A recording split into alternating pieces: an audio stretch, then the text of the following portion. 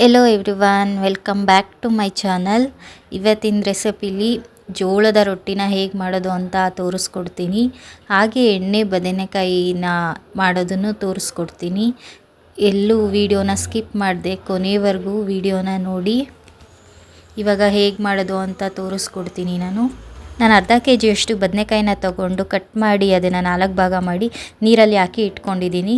Next ಮಸಾಲೆಗೆ ಬೇಕಾಗಿರೋದು 2 ಈರುಳ್ಳಿ, ಕರಿಬೇವು, ಒಗ್ಗರಣೆಗೆ ಸ್ವಲ್ಪ ಕೊತ್ತಂಬರಿ, ಹಾಗೆ 8 ಇಳಿಕಲಷ್ಟು ಬೆಳ್ಳುಳ್ಳಿ, 2 ಇಂಚು ಶುಂಠಿ, ಹಾಗೆ 2 ಪೀಸಷ್ಟು ಚಕ್ಕೆ, 2 ಲವಂಗ. ಹಾಗೆ ಇಲ್ಲಿ 1 ಕಪ್ಪಷ್ಟು ತೆಂಗಿನಕಾಯಿನ ತೊಗೊಂಡಿದ್ದೀನಿ. ಹುಣಸೆ ಹಣ್ಣು 1 ನಿಂಬೆ ಹಣ್ಣಿನ ಗಾತ್ರದ್ದು ನೆನೆಸಿ ಇಟ್ಕೊಂಡಿದ್ದೀನಿ. ಹಾಗೆ ಖಾರದ ಪುಡಿ, ಧನಿಯಾ ಪುಡಿ, ಅರಿಶಿನ.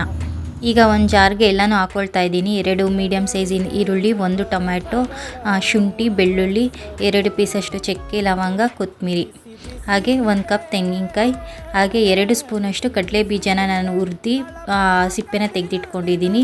ಹಾಗೆ 1 ಸ್ಪೂನಷ್ಟು ಬಿಳಿ ಎಳ್ಳನ್ನು ಹುರಿದು ಎತ್ತಿಟ್ಕೊಂಡಿದ್ದೀನಿ.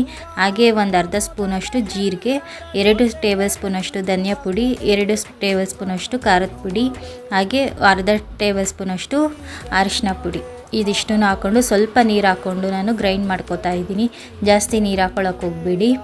ಹಾಗೆ ಇಲ್ಲಿ ನಾನು ಬದನೆಕಾಯಿನ ಹೋಳು ಮಾಡಿದ್ನಲ್ಲ, ಅದಕ್ಕೆ ಎಲ್ಲ ಮಸಾಲೆನ ತುಂಬ್ತಾ ಇದ್ದೀನಿ. ಫುಲ್ಲು ಚೆನ್ನಾಗಿ ಒಳಗಡೆವರೆಗೂ ಹಾಕ್ಕೊಂಡು ಚೆನ್ನಾಗಿ ಎಲ್ಲ ತುಂಬ್ಕೋಬೇಕು. ಹಾಕ್ಕೊಂಡು ನಾನು ಎಲ್ಲದಕ್ಕೂ ಹಾಗೆ ಹಾಕಿ ಇಟ್ಕೊಂಡಿದ್ದೀನಿ. ಈಗ ಒಂದು ಸ್ಟವ್ ಅಂಟಿಸಿ ಒಂದು ಕುಕ್ಕರ್ನ ಇಟ್ಕೋತಾ ಇದ್ದೀನಿ. ನೀವು ಬೇಕಾದರೆ ಪ್ಯಾನಲ್ಲೂ ಮಾಡ್ಕೋಬೋದು. ನಾನು ಕುಕ್ಕರಲ್ಲಿ ಮಾಡ್ಕೋತಾ ಇದ್ದೀನಿ. ಹಾಗೆ ಇದಕ್ಕೆ 5 ಟೇಬಲ್ ಸ್ಪೂನಷ್ಟು ನಾನು ಆಯಿಲ್ನ ಹಾಕ್ಕೊತಾ ಇದ್ದೀನಿ. ಹಾಗೆ ಸಾಸಿವೆ, ಜೀರಿಗೆ ಮತ್ತು 1 ಮೀಡಿಯಮ್ ಸೈಜಷ್ಟು ಈರುಳ್ಳಿ, ಹಾಗೆ ಕರಿಬೇವು ಇಷ್ಟನ್ನು ಹಾಕ್ಕೊಂಡು ಈರುಳ್ಳಿ ಚೆನ್ನಾಗಿ ಗೋಲ್ಡನ್ ಬ್ರೌನ್ ಕಲರ್ ಬರೋವರೆಗೂ ಫ್ರೈ ಮಾಡ್ಕೋಬೇಕಾಗತ್ತೆ. ಅದಾದಮೇಲೆ ನಾನು ಮಸಾಲೆನ ಹಾಕ್ಕೊಳ್ತಾ ಇದ್ದೀನಿ. ಮಸಾಲೆನ ಚೆನ್ನಾಗಿ ಎಣ್ಣೆ ಬಿಡೋವರೆಗೂ ಫ್ರೈ ಮಾಡ್ಕೊಂಡಾದ್ಮೇಲೆ ಜಾರಲ್ಲಿ ಇರೋ ಅಂತಹ ನೀರನ್ನು ಹಾಕ್ಕೊತಾ ಇದ್ದೀನಿ. ಅದಾದಮೇಲೆ ಒಂದು 2 ಟೇಬಲ್ ಸ್ಪೂನಷ್ಟು ನಾನು ಹುಣಸೆಹಣ್ಣಿನ ರಸನೂ ಹಾಕ್ಕೊಳ್ತಾ ಇದ್ದೀನಿ.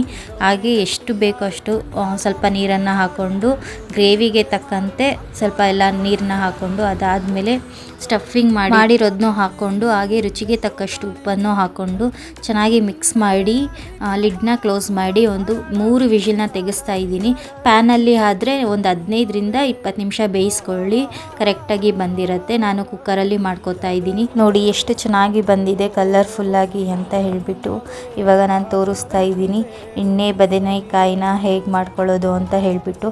ಇದರಲ್ಲಿ ತುಂಬ ಥರ ಮಾಡ್ತಾರೆ. ಅದರಲ್ಲಿ ನಾನು ಹೇಗೆ ಮಾಡ್ಕೊಳ್ತೀನಿ ಅನ್ನೋದನ್ನ ನಾನು ನಿಮ್ಮ ಜೊತೆ ಶೇರ್ ಮಾಡಿದ್ದೀನಿ. ನೆಕ್ಸ್ಟು ನಾನು ಜೋಳದ ರೊಟ್ಟಿನ ತೋರಿಸ್ತಾ ಇದ್ದೀನಿ. ಒಂದು ಪ್ಯಾನ್ಗೆ 2 ಗ್ಲಾಸಷ್ಟು ನೀರನ್ನ ಹಾಕೋತಾ ಇದ್ದೀನಿ. ಹಾಗೆ ರುಚಿಗೆ ತಕ್ಕಷ್ಟು ಉಪ್ಪು. ಅದಾದಮೇಲೆ ನೀರು ಕುದಿಯೋಕ್ಕೆ ಬಂದ ನಂತರ ಜೋಳದ ಹಿಟ್ಟನ್ನು ಉದುರಿಸ್ತಾ ಇದ್ದೀನಿ. ಅದಾದಮೇಲೆ 2 ಗ್ಲಾಸಷ್ಟು ನಾವು ಏನು ನೀರು ತೊಗೊಂಡಿರ್ತೀವೋ ಅದೇ 2 ಗ್ಲಾಸಷ್ಟು ನಾವು ಜೋಳದ ಹಿಟ್ಟನ್ನು ತೊಗೊಂಡು ಅದರಲ್ಲಿ ಹಾಕಬೇಕಾಗುತ್ತೆ. ಅದನ್ನು ಒಂದು 5 ನಿಮಿಷ ಹಂಗೇನೆ ಬಿಟ್ಬಿಡಬೇಕು. ಅದು ಕುದೀತಾ ಇರುತ್ತೆ. ಅದಾದಮೇಲೆ ಸ್ಟವ್ನ ಆಫ್ ಮಾಡಿ ಈ ಥರ ಎಲ್ಲ ಚೆನ್ನಾಗಿ ಒಂದಕ್ಕೊಂದು ಮಿಕ್ಸ್ ಮಾಡ್ಕೊಳ್ಳಿ.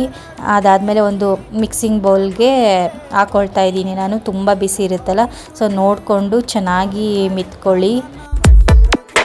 ಈ ಜನುಮವೇ ದೊರಕಿದೆ ರುಚಿ ಸವಿಯಲು,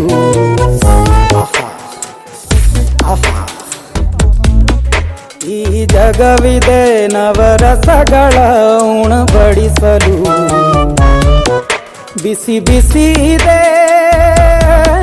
ಬಿಸಿ ಬಿಸಿ ಇದೆ ನಳಪಾಕ ದಿನ ದಿನ ನೂತನ.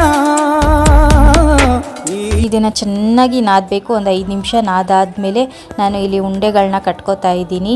ಈಗ ಈ ಥರ ಉಂಡೆ ಎಲ್ಲ ಕಟ್ಟಿಟ್ಕೊಂಡು ಬಿಟ್ಟಿದ್ದೀನಿ. ಸೊ ನೆಕ್ಸ್ಟು ಒಂದು ಕಾಟನ್ ಬಟ್ಟೆನ ಇಟ್ಕೋತಾ ಇದ್ದೀನಿ ನೀರನ್ನ ಹಾಕಿಟ್ಕೊಳ್ಳೋದಕ್ಕೆ. ಹಾಗೆ ನಾನಿಲ್ಲಿ ರತೋಡಿಯಿಂದನೇ ಮಾಡಿ ತೋರಿಸ್ತಾ ಇದ್ದೀನಿ. 2 ಥರ ಮಾಡಿ ತೋರಿಸ್ತೀನಿ ನಾನು ನಿಮಗೆ. ಕೈಯಲ್ಲಿ ಮಾಡ್ಕೊಳ್ಳೋದು ಹಾಗೆ ಕೋಲಿಂದ ಮಾಡ್ಕೊಳ್ಳೋದು. ಇಲ್ಲಿ ನಾವು ಇಷ್ಟು ಮಾಡ್ಕೊಂಡ್ಮೇಲೆ ಸರಿಯಾಗಿ ನಾವು ಸರಿ ಮಾಡ್ಕೊಳ್ಬೇಕಾಗುತ್ತೆ, ಇಲ್ಲಾಂದರೆ ಕಿತ್ಕೊಂಡು ಹೋಗೋದು ಈ ಥರ ಎಲ್ಲ ಆಗುತ್ತೆ.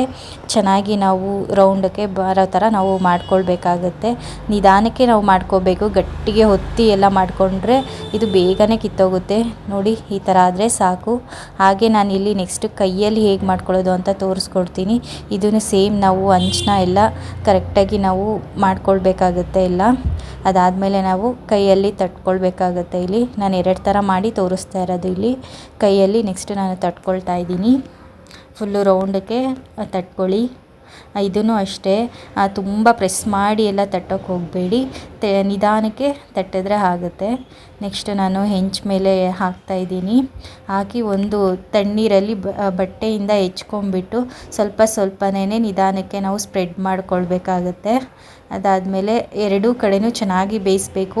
ಬೇಗ ಜೋಳದ ರೊಟ್ಟಿ ಬೇಯಲ್ಲ, ಸೊ ನಾವು ನಿಧಾನಕ್ಕೆ ಆರಾಮಾಗಿ ಬೇಯಿಸ್ಕೋಬೇಕಾಗುತ್ತೆ. ಚೆನ್ನಾಗಿ ಉಬ್ಬಿ ಬರ್ತಾ ಇದೆ, ನೋಡ್ತಾ ಇರ್ಬೋದು ನೀವು ಎಷ್ಟು ಚೆನ್ನಾಗಿ ಬರ್ತಾ ಇದೆ ಅಂತ ಹೇಳಿಬಿಟ್ಟು. ನೋಡಿ ಇವಾಗ ಪರ್ಫೆಕ್ಟಾಗಿ ಜೋಳದ ರೊಟ್ಟಿ ಆಗಿದೆ. ಟೇಸ್ಟ್ ಮಾತ್ರ ತುಂಬಾ ಚೆನ್ನಾಗಿತ್ತು. ಈಗ ನಾನು ಎಲ್ಲದನ್ನು ಹಾಗೆ ಎಲ್ಲ ಮಾಡ್ಕೊಂಡಿದ್ದೀನಿ, ನೋಡ್ತಾ ಇರ್ಬೋದು ನೀವು.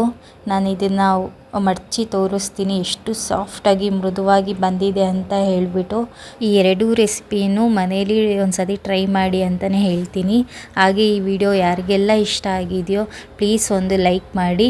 ಹಾಗೆ ಯಾರೆಲ್ಲ ಸಬ್ಸ್ಕ್ರೈಬ್ ಮಾಡದೆ ನೋಡ್ತಾ ಇದ್ದೀರೋ ಎಲ್ಲರೂ ಸಬ್ಸ್ಕ್ರೈಬ್ ಮಾಡ್ಕೊಂಡು ನೋಡಿ.